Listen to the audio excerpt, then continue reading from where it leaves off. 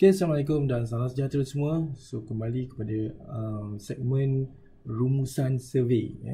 Sebenarnya video yang pertama saya upload minggu lepas tentang survey di ruangan community. Saya ada maklumkan dalam video saya yang sebelum juga, ruangan community ni ada survey. So, kita tengok survey yang last kali kita buat pada minggu lepas. Okay, sampai mana ya? Kita tengok balik semula, scroll down. Okay, melalui phone pun boleh. So you just pergi daripada channel saya, Multivirus, and klik community. So bawah ni ada banyak konten, konten-konten biasa dan juga survey. So saya ingat sampai sini yang last week, last 2 weeks sebenarnya. Okay, sorry, last 2 weeks.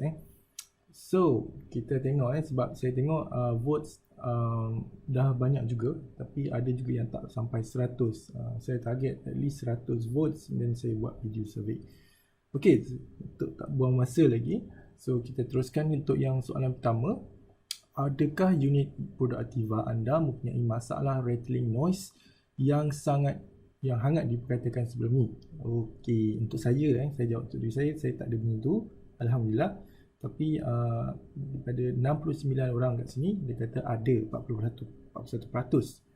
Yang tiada 26%, yang tak pasti mungkin dibuat slow sangat, buat perlahan, tak pernah test kan. Berhati-hatilah maksudnya. So dia 33%. So majority kat sini 41% kata ada. So ada solution dia. Saya ada baca dalam Facebook, ada yang dah temui how to solve the problem. So you kena pergi dekat service center, mereka akan saya tak tahu nak sebut benda tu, dia macam ada satu parts dalam drum, brake drum kat belakang, bahagian belakang. So benda tu free je.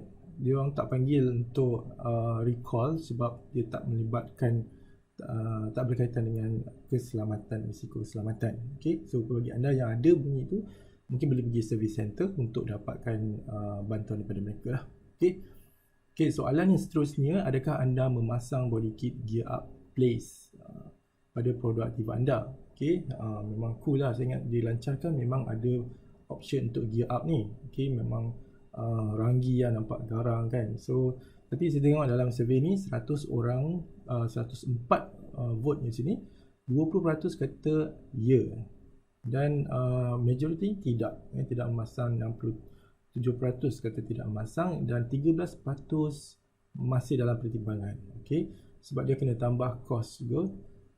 Saya tengok berapa, 2000 lebih untuk body kit bliss tu.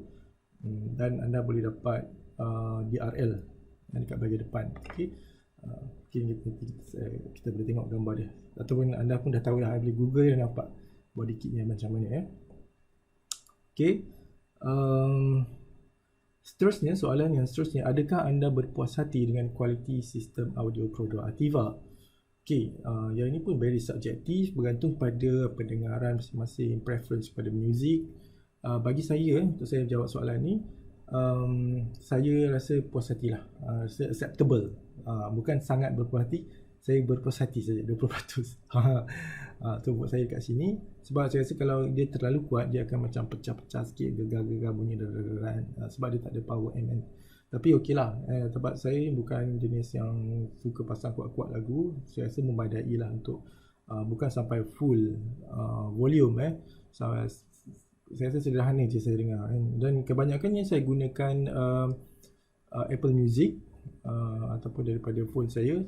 Kalau kita gunakan digital Bluetooth muzik daripada digital, dia kurang sikit bunyi pecah-pecah tu. Biasanya yang akan bunyi pecah-pecah ni daripada radio.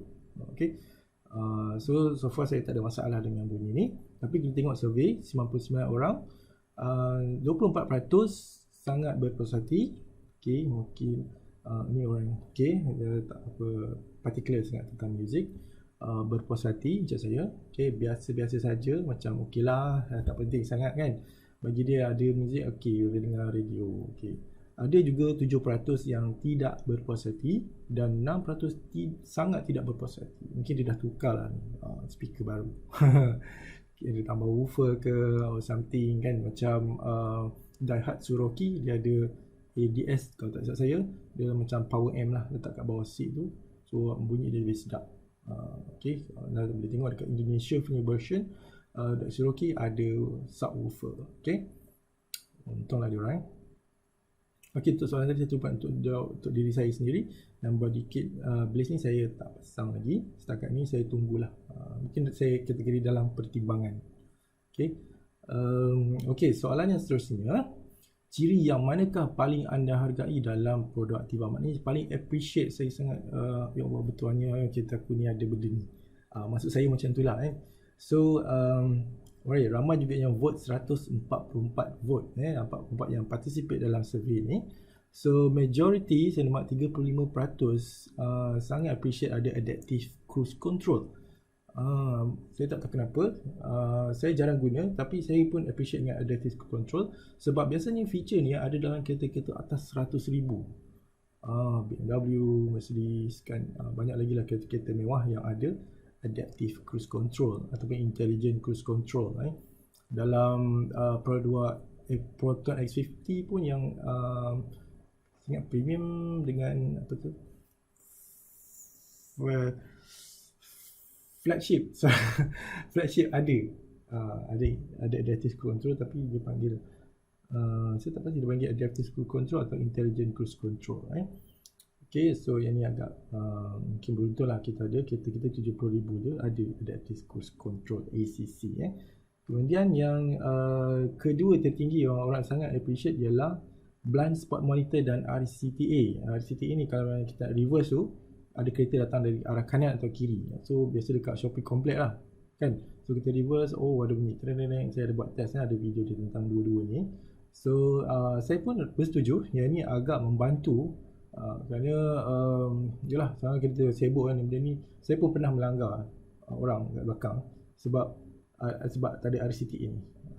Sebab saya tak tahu kita kat belakang tu wujud dah bila masa dia parking tepi jalan kan. Kadang orang kan suka block parking.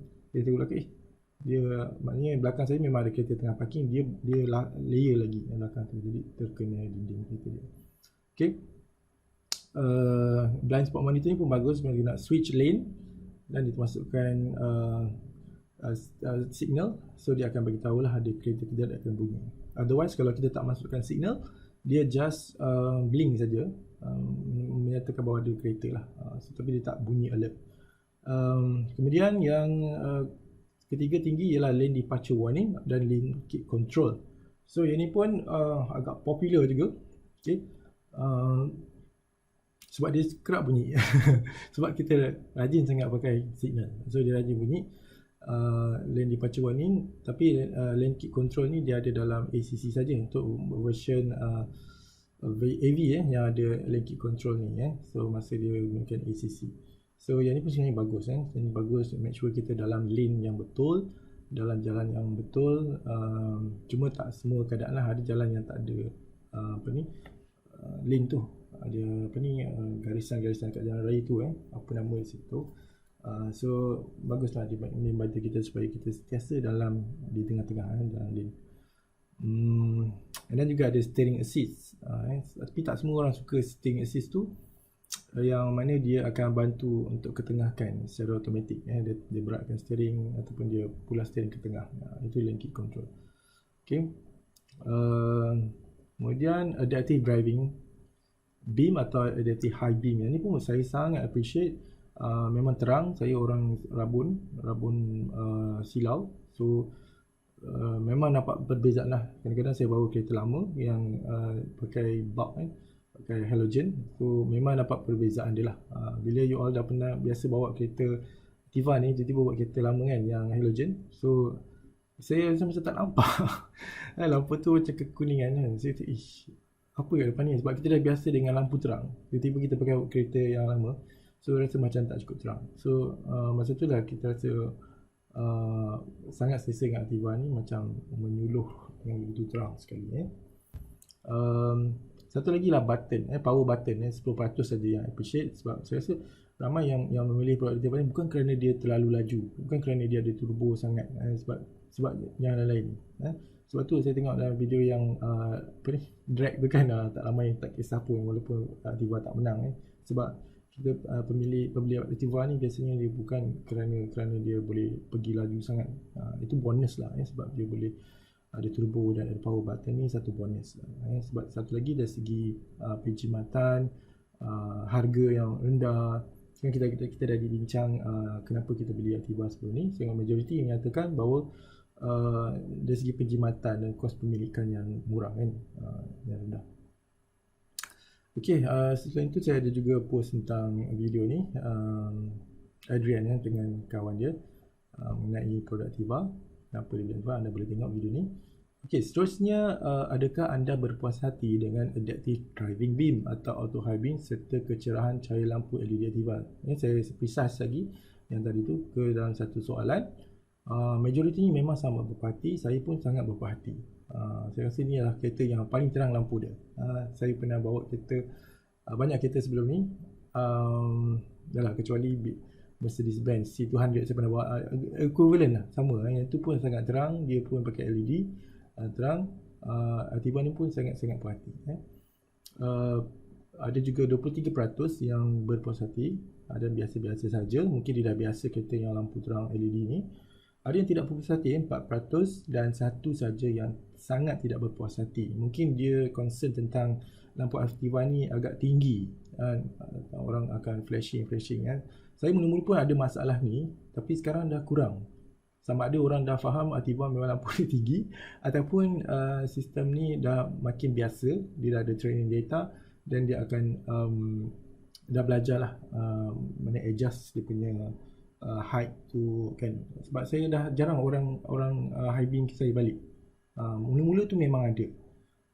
Saya sebenarnya saya rasa lah sebab Activa ni dia ada advanced smart assist tu kan, ASA ASA ni berdasarkan ADAS. ADAS ialah satu teknologi artificial intelligence. Dalam tu ada machine learning. AI ni dia menggantikan teknologi ataupun fungsi yang manusia biasa buat. So dia imitate. So yang saya faham lah, kalau ada teknologi ni dalam ADAS ni, dalam ASA ni, dia makin lama dia akan lebih efisien. Dia akan belajar, dia akan train, dia punya letak. Makin lama dia akan makin pandai. That's why kita kena biarkan dia, bagi dia latihan. Kalau kita tak pakai, so dia tak ada training, dia tak pandai. Itu apa yang saya faham tentang AI dan machine learning. Saya terbaca dalam ADAS tu memang dia menggunakan AI. Okay, dan ASA ni adalah nama lain sebagai ADAS tu. Okay. So tapi ramai yang nampak berpuas hati, 60% ya. Okey, yang ni post saya tentang C-pillar ni. Ada ramai yang kata, setengah orang lah, orang yang bukan beli Activa lah, dia kata ni C-pillar macam Activa punya tu macam old school lah. Tapi saya rasa okey je, nampak memang kena lah dengan design dia. Sebab kereta ni Land Rover Discovery Sport 2020 pun masih pakai C-pillar macam ni, yang lebih kurang macam Activa shape. Mungkin dari segi-segi ni sesuai macam ni kan. Okay. Ada juga saya post tentang kereta ni, Ford 2021. Dia ada persamaan dengan Activa sebab dia turbo 1.0. Okay, dan saiznya pun lebih kurang. Cuma kat Malaysia mungkin tak masuk kot. Dulu pernah masuk, tapi sekarang dah saya tak pasti EcoSport ni masuk semula atau tidak, sebab tidak mendapat sambutan begitu baik lah. Baik, seterusnya ialah bagaimanakah tahap pengalaman pemanduan produk Activa setakat ini, user experience. Ada 114 orang participate, 47% kata sangat menyeronokkan. Mungkin dia suka kereta yang tinggi, SUV, sebenarnya banyak function, features, walaupun harga dia tidak begitu mahal. Kemudian menyeronokkan 27%, dan sederhana 18%, tidak menyeronokkan 4%, dan sangat tidak menyeronokkan 4%. Ada 4% orang, aku campurkan ni 8% lah, mungkin tidak happy dengan pembelian dia. Mungkin ada sebab-sebab tertentu yang dia expect, seperti sedan, tapi punya Activa ni SUV yang tinggi, yang body roll dan sebagainya. Itu SUV punya karakteristik sebenarnya memang ada dalam Activa. Okay, saya pause sekejap, ada azan. Okey, seterusnya soalan bagaimanakah prestasi penjimatan Petro Aktiva berdasarkan pengalaman anda setakat ini? Okey. Seminggu yang lepas saya post ada 112 orang participate. Okey, majoritinya ialah menjawab 46% biasa-biasa saja. Kita tak adalah jimat sangat kan, tak adalah begitu haus sangat kan. Okey. So dia tengah-tengah je, biasa-biasa je kan. Tapi 26% kata sangat menjimatkan. Mungkin dia compare dengan kereta dia yang sebelum ni. Okay, bagi saya lah personally, saya rasa dia menjimatkan lah yang kedua ni. Dia tak adalah terlalu menjimatkan sebab dia bergantung kepada cara pemanduan kita. Tapi untuk kategori sebagai SUV kecil, saya rasa ia memadai. Sebab SUV ni badan dia besar, tinggi, tayar besar kan. Lepas tu dia ada turbo lagi, so kita tak boleh expect dia macam kereta hybrid ataupun kereta elektrik kan. So yang diberi tu 18. Saya tengok ada dekat Facebook orang sampai 19, dapat 19 km per liter pun ada. So tak tahu macam mana dia bawa. Mungkin boleh share. Saya ingat ada juga user-user. You boleh baca komen-komen dekat bawah-bawah ni. Kadang-kadang dia orang bagi tips komen yang hebat. Dia dapat 17 silap saya, 17 km per liter. Saya pengguna dari utara rasanya. Okey, dan prestasinya sebab sekarang ni saya dah rajin bawa dia jauh-jauh sikit sebab kita dah boleh rentas negeri. So saya tengok kilometer per liter dia meningkat. Sekarang dulu kan 10, kadang bawah 10 pun pernah juga kan sebab dekat-dekat terjalan. So sekarang ni saya dah banyak pergi negeri Johor, pergi negeri Melaka, negeri Sembilan Pun, KL, saya dah pergi Selangor. So dah jauh perjalanan. So sekarang kilometer per liter saya dah 13 ke atas. So dia makin baik. And then estimation tu, average kan bila kita isi minyak. Dulu saya masa awal tu memang masa berbeli tu 400. Okay, lepas tu bila dah pakai dalam sebulan lah, habis tu dia turun tau 326 sebab saya jalan dekat-dekat. So jalan dekat ni mungkin makan minyak. Kemudian sekarang bila saya dah jauh, dah jalan jauh balik, dia dah 400 balik, 400 lebih. Kita campurkan, saya ada bagi jumlah dia dekat dalam post yang sebelum ni. Okey, atas lagi kot dah semakin baik. So maknanya dia ni nak jalan jauh sebenarnya. So jalan dekat memang akan tak begitu menjimatkan. Baik, ada 3% yang kata tidak menjimatkan dan 2% yang kata sangat tidak menjimatkan. Mungkin dulu kereta dia lebih jimat. Mungkin dia tukar daripada Alzia ke Myvi ke kereta-kereta yang lebih jimat lah. Bila pakai ni, dia ni kuat makan minyak lah, cepat je habis kan. Satu lagi kita ingat, Tiva ni tangki dia cuma 36 liter je, 36 ke 38 je tu dia lebih kecil daripada Alza 42 ke 41 macam tu. So dia kecil tangki dia. Okay.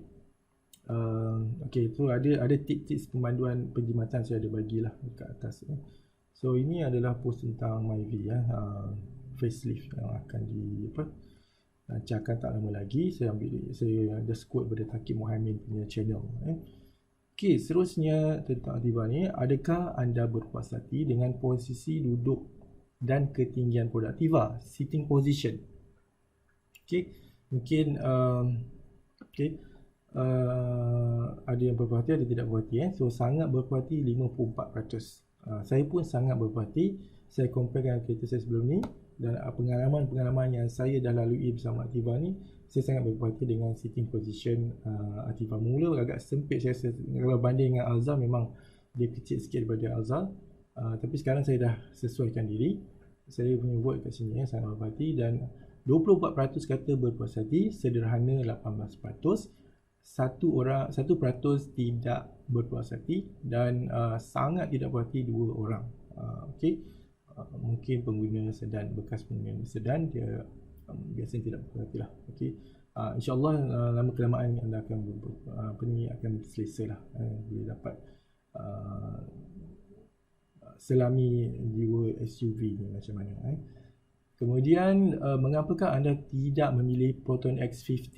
Ini lantaran saya terjumpa saya pergi ke shopping mall, satu mall tu saya ternampak Proton X50 dan saya pergi ke booth tu dan saya masuk dalam tu, saya ambil gambar. Sebenarnya saya dah pergi tengok awal-awal pelancaran dulu kan, kemudian tak dapat pun test drive sebab tutup kan, sebab PKP dan sebagainya. So sekarang saya dapatlah masuk semula, saya ada buat video tentang X50 ni, ringkas saja video tu. Kemudian saya tanyalah pada pengguna lain, ada 164 orang yang participate.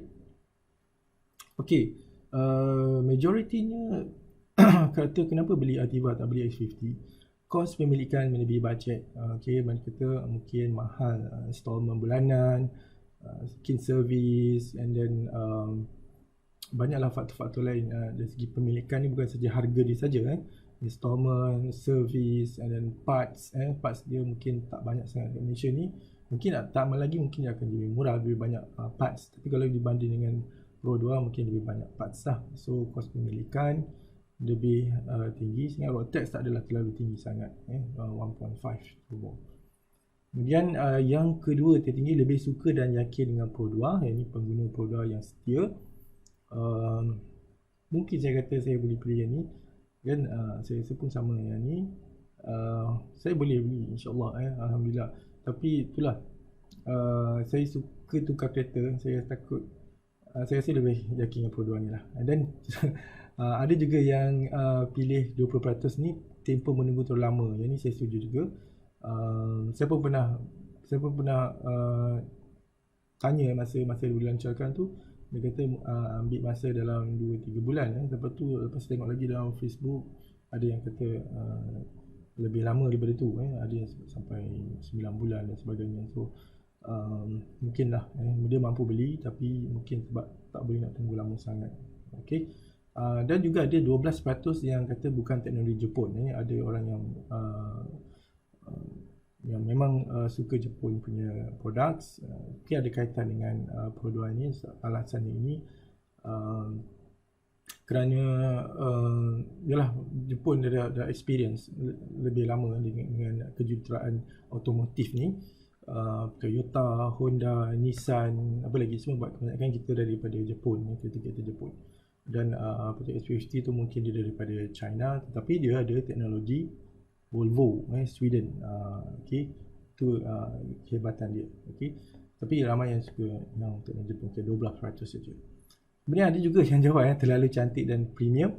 Saya saja letak ni sebab saya pergi tengok, memang X50 ni cantik lah. Saya rasa kalau compare dengan Ativa, memang tak boleh nafikan X50 lebih cantik. Dari segi design, detailing, depan memang cantik. Interior memang tak boleh lawan Ativa. Ativa tak boleh lawan X50, memang cantik. Saya tak nafikan kualiti dia pun memang cantik. Tapi bagi saya lah, orang yang suka outdoor ni, saya tak akan bawa X50 ke dalam hutan.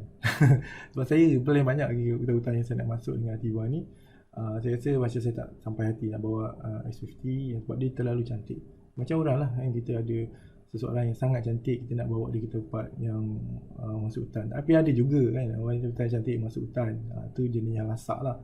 Tapi saya lebih senang dengan Ativa ni, walaupun rupa dia handsome juga. Tapi saya rasa macam okey lah, sebab kualiti yang ada pada Ativa ni, dia macam normal. Tak adalah teruk sangat, tidaklah murah. Sebenarnya saya rasa okey, futuristik. Dia lebih kurang macam Myvi, macam Alza, macam kereta-kereta Pro 2, macam kereta-kereta Jepun yang lain, macam Toyota Vios semua tu kan. So dia jenis material lah macam tu. Design yang saya rasa taklah terlalu futuristik sangat, tajam-tajam ke dia boxy style kan. Saya suka style juga tu, design Ativa ni macam Jimny semuanya. Tapi Jimny lagi boxy, Jimny lagi boxy segi Jimny. Boleh lah. So itulah sebabnya. So ini adalah langkaran daripada Theophilus Sanchin. So mungkin mari macam ni, tak banyak sangatlah perbezaan dia. Nanti kalau mungkin ada kesempatan, mungkin saya boleh review. Sebab sekarang ni dah boleh pergi showroom dan sebagainya. Mungkin saya boleh buat review kereta-kereta Pro 2 lain pula. Okay, ni post ni berkaitan dengan satu hari tu saya ada post dekat dalam Instagram. Ada banjir, satu tempat tu banjir, agak dalam juga. Kalau saya biarkan kereta saya tu, mungkin sebab dia dah melebihi separuh daripada level tayar ni. Okay, saya pindahkan ke satu tempat yang lebih jauh sikit, tapi kat situ pun banjir juga. Tapi ada satu valve fire yang ambil tempat saya tu, dia boleh survive. Tapi saya takut masa tu saya risau tentang air masuk dalam exhaust kan. So bila saya dah pergi tempat yang kering, saya tengok okey, exhaust ni macam ni punya, dia condong atau dia condong lagi sekali. So air masuk mungkin dia tak akan naik ke atas. So tak ada masalah lah. So you don't have to worry about this. So dia dah faham, dia dah plan. Okay, so tentang ni, seterusnya, adakah anda berpuas hati dengan kualiti material dan keselesaan tempat duduk seat Ativa setara dengan saiz tubuh anda? So badan anda macam mana? Sebab ni saya tanya sebab ramai orang DM saya tanya, sesuai tak dengan badan saya yang besar? Sesuai tak badan saya yang tinggi? So dia kata kan. So saya rasa okey je, sebab saya ada tanya Pro2 punya sales, Abang Khairul tu kan, tanya ramai tak pembeli-pembeli Ativa ni yang badan besar atau tinggi. Dia kata ramai je. Saya tunjuk gambar lagi. Oh okey. So maknanya tak ada masalah kan. Sebenarnya Ativa tu mungkin ialah bergantung lah. Bila anda dah bawa lama, dah duduk dalam kereta tu lama, mungkin baru perasan dia kurang selesa kan. So inilah jawapan-jawapan daripada 128 votes ataupun 128 pengguna yang katakan 49% kata sesuai ataupun berpuas hati dengan saiz badan dia, dengan kedudukan dia. Okay. So 23% berpuas hati, 23% juga biasa-biasa saja. So sama yang macam atas ni. So macam okey-okey je lah suit well. So kemudian 4% tidak berpuas hati. Okay, kenapa tu? Mungkin ada sebab dia tersendiri. Mungkin boleh komen kat bawah ni. Sangat tidak berpuas hati, juga ada 2%. Mesti ada orang yang tak berapa setuju lah. So mungkin tak sesuai dengan saiz badan dia, ataupun dia dah bawa lama tu rasa macam tak selesa. Mungkin terlalu tinggi ke, terlalu rendah, ataupun tak setinggi SUV yang dia harapkan. Tak macam Harrier sebenarnya. Okey, seterusnya, pernahkah anda terlupa menunggu sekurang-kurangnya seminit sebelum mematikan enjin setelah berhenti dari perjalanan jauh atau pemanduan laju atau berbukit? Sebab dalam buku manual Ativa, dia ada suggest kita untuk rest ataupun idle dalam 1 minit sebelum kita matikan enjin, selepas kita memandu laju ataupun perjalanan yang jauh ataupun berbukit. Sebab enjin tu banyak menggunakan tenaga dia lah. So disarankan untuk break 1 minit sebelum matikan enjin. So, kita turbo kan, dia tak ada turbo timer kan. Saya pun jawab ni lah, selalu sangat. Saya terlupa, especially bila dekat sisi minyak kan. So ada juga orang yang jawab kat bawah ni, dekat sisi minyak dia buat macam mana, dia tunggu tepi dulu. So waktu ni kebanyakan orang highway memang dah laju. So you all boleh baca dekat sini komen-komen ni. Bagus sebenarnya komen-komen ni, share dengan knowledge mereka, macam mana mereka pastikan supaya tak terlupa ataupun yalah tunggu sekejap sebelum mematikan enjin. Okay.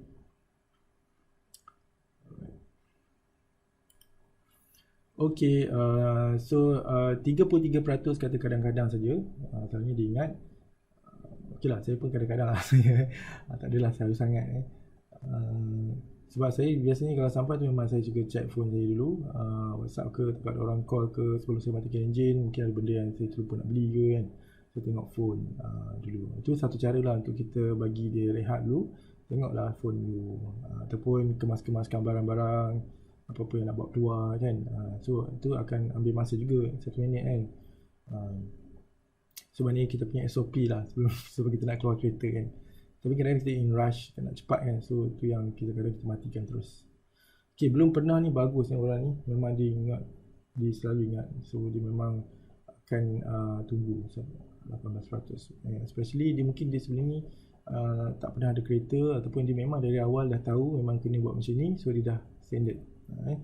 Mungkin ataupun dia memang kereta dia turbo. Mungkin kereta turbo sebelum ni. So dia memang dah tahu lah kena rest sekejap. Bagus lah 18%. Ramai ni, 18% daripada 129 Okay, ini je post yang saya kata tu. Dia lebih bagus, maknanya 368 km 3A saya isi minyak full tank. So dia boleh pergi 368, baki ada 75 km lagi. So kalau campurkan 443.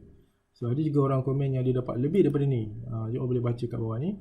Terima kasihlah kepada yang berkongsi. Anda boleh lihat sampai 505 This is very good. Lenses victim kita lenses victim. Indicate 461 tapi dia kira dia dapat 505 sebenarnya. So syabas ucapkan. Total 513 sorry bukan 513 dia dah kira. So agak jauh juga tu. Very good. Tesla 600. Tak jauh sangat tu. Okay. Alright, so anda boleh baca komen-komen kat bawah ni. Kadang-kadang sangat-sangat berguna sebab ni berkaitan dengan user experience. Okay, terus ni saya ada post juga tentang masalah saya ni, tentang parking sebab dia terlalu tinggi kan. So inilah kan, sekarang saya dah rasa macam dah okey. Bila saya keluar tengok la ilaha illallah kan, jauh lagi kan, rasa macam dah dekat sebab dia tinggi. Dia tak menjunang ke bawah macam sedan dia flat depan dia, frontal dia flat jadi kita tak nampak. Sini sebenarnya ada banyak lagi. So saya rasa perlu ada kamera lah kat depan ni So kamera kita tengok jarak dia. Belakang ada orang dia punya solution, dia parking secara belakang reverse. Tapi kadang-kadang kita nak cepat kan, kita nak beli certain item saja. So itulah kadang kita parking ke depan sini. Itulah. Mungkin ramai yang dah biasa Okay, kemudian ada post tentang hari Deepavali. Selamat Deepavali. Saya ucapkan kepada semua subscribers yang menyokong saya daripada awal saya buat video sampai sekarang. Okay. Alright, so yang ni tentang warranty void. Saya baru jumpa, ada rupanya kat situ. Saya tak adalah cadang nak pasang pun. Mungkin saya nak pasang sebelah kanan kiri je lah, gantikan saya punya sunshade tu.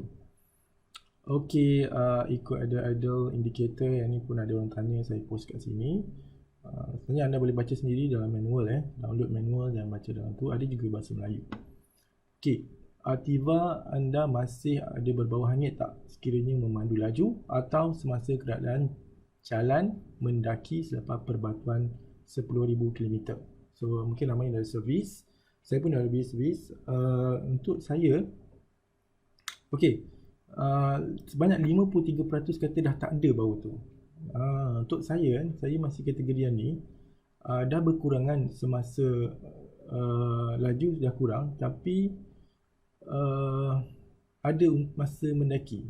Okay, saya punya yang pertama masih ada lagi, tapi masa memandu laju dah kurang.